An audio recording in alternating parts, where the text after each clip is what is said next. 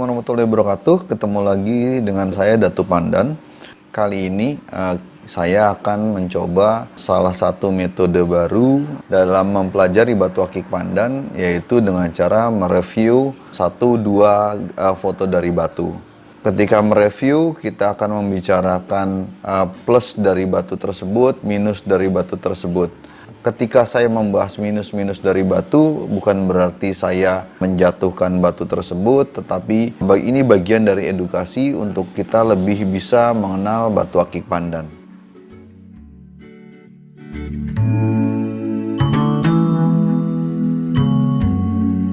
Dalam gambar tayang ini ada 5 buah batu yang kita coba diskusikan bersama. Jadi kelima batu ini kita lihat mana yang memiliki kelebihan dan kekurangan. Atau kita bikin simpel, di antara 5 batu ini, ketika saya diminta untuk memilih 3 batu, maka batu mana yang akan saya ambil? Oke, kita bahas satu persatu.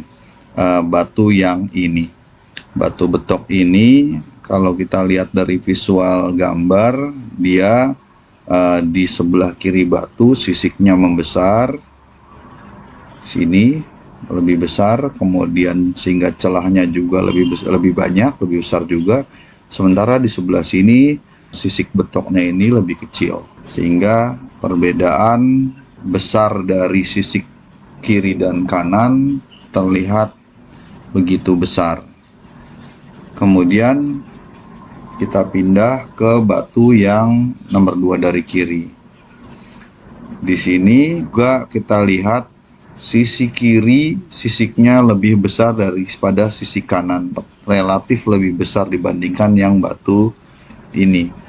Akan tetapi dia memiliki celah-celah yang agak kosong di batu ini, sehingga mengurangi enaknya batu ini dilihat. Kalau kita lihat sisik sebelah sini, artinya ini karena gambarnya 2 dimensi ya.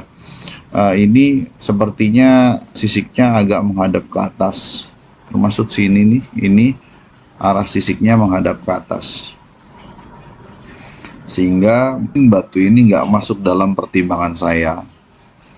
Untuk batu yang nomor 1 dari sebelah kiri, kita lihat ini ada sisik yang membesar dibandingkan dengan sisik yang lainnya. Ini juga ada sisik yang membesar, sehingga di bagian belakang sisik yang besar ini ada celah, terbentuk jeda antara sisik yang di belakangnya yang agak kecil-kecil dengan sisik yang besar. Di bagian depan dimensi sisik juga terlihat lebih kecil, sehingga terlihat perbedaan yang signifikan dengan yang bagian tengah. Untuk batu yang ini sebenarnya dari rapihnya sisik, alurnya sisik mungkin lebih enak dilihat, lebih baik. Akan tetapi kita lihat di sebelah kanan sini, daerah yang gelap terlihat kosong.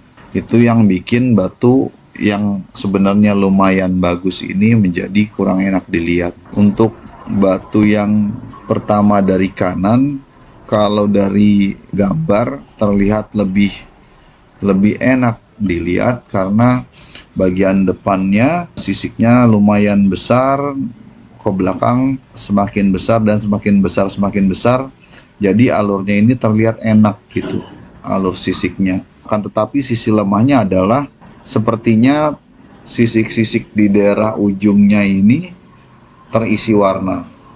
Jadi ada warna kehitaman di daerah sini, sehingga terlihat batu ini warnanya menjadi tidak begitu rata. Nah, kembali ke soal yang pertama, jika saya harus memilih 3 batu, maka saya akan ambil batu ini karena warna pada ujung-ujung sisik masih bisa saya hilangkan dengan cara meresize sedikit. Kemudian saya akan coba ambil ini karena saya suka dengan alurnya, walaupun daerah sini celahnya kosong, tetapi dia alurnya lumayan, dimensi batunya pun lumayan bagus karena cukup besar.